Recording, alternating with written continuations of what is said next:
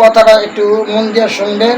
এখন বর্তমানে 90% লোকই কিন্তু বিয়ে করে। বর্তমানে কিন্তু প্রত্যেকটা ঘরে ঘরে জ্ঞানজাম স্বামী স্ত্রী হয়। একটু মন দিয়ে বলবো, যারা আমার মা বোন আছেন তারা আমার কথা একটু ফলো করে শুনবেন।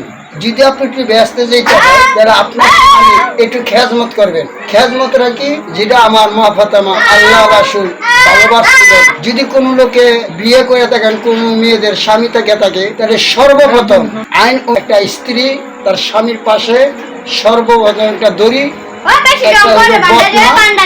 আরেকটা হলো লাঠি তার স্বামী সামনে এনে দেবেন। কেন?